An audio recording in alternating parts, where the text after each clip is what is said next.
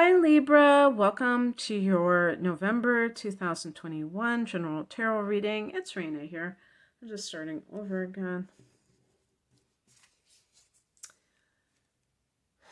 The heart of the matter is the Empress card, and you can see I just drew this for Sag, but in a different position. And this is, as the heart of the matter, this can be something that you've been thinking about, or that has, that's been weighing on your mind, or maybe something has developed in this area. You can see that they're showing pregnancy, and that is one of the possibilities with this card. This card is actually connected to your ruler Venus, and you are one of the signs, along with Taurus, that this card is specifically connected to. And it's that idea of creativity, and that's the ultimate form of, so it can be like the artist. It doesn't have to be somebody giving birth to another human being. It can be giving birth to some idea, or even, a business. That's a form of creativity too. So it doesn't have to be even like a painting or something like that, but you come up with this great idea for a business. But so what does that mean, like, as the card in the center? This is the matter at hand. So for some people, it can be, I really want to become a mother. Or if it's a male, I really want to become a parent, a father, a nurturer. I really want to raise children. That's something I really want to do. And that in itself has its own set of things that might be going through the person's mind. And sometimes, like, if you, I think especially if you have gone through some kind of like a milestone birthday, like 30 or 35, and you haven't done it yet, you might feel this sense of pressure. That's normal. And, or even 40, and so if you don't have a partner and you're thinking, well, I don't even have this, so there's a lot going through, or if you have a career and you're like, how can I fit this in? How can I do both? Or can I let go of my career for a while and then come back to it? Will it still be there for me? These kinds of things may be going through your mind. But also for those people who have no interest in that, or maybe they're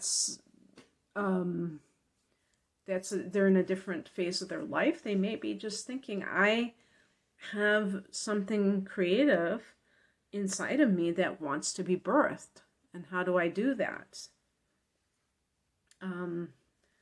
Or, do I have some venue to do that? I mean, I have it, but I don't know if anybody is going to be able to find out about this.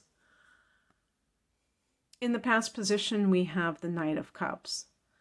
And this is a very romantic card. So yeah, I mean,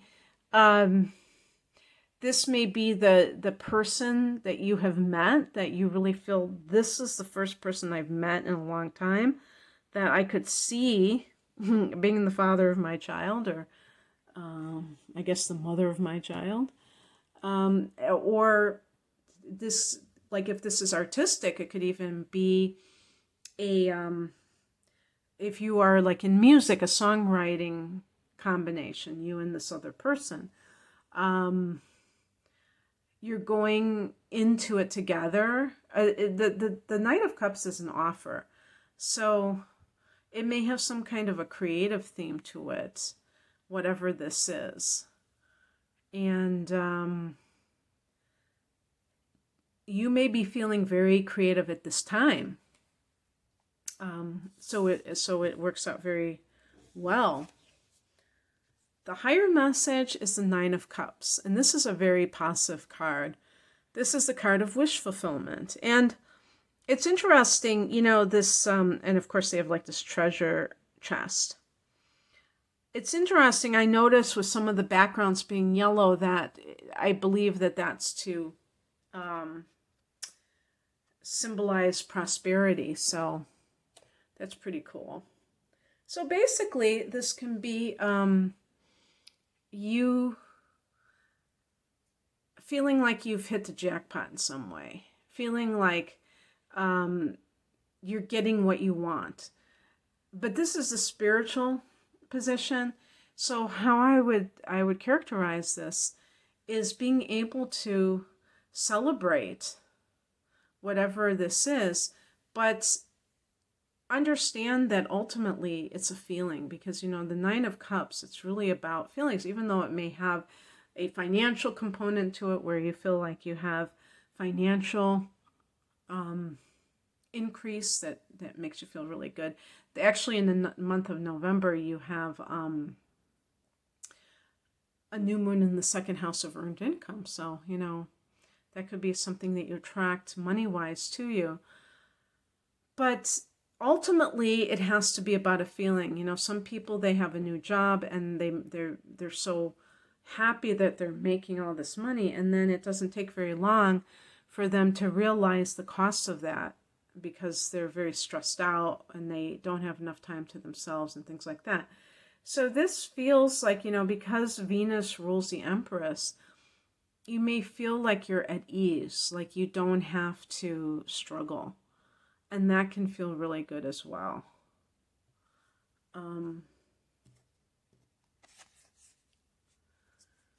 What crosses you is the Five of Swords.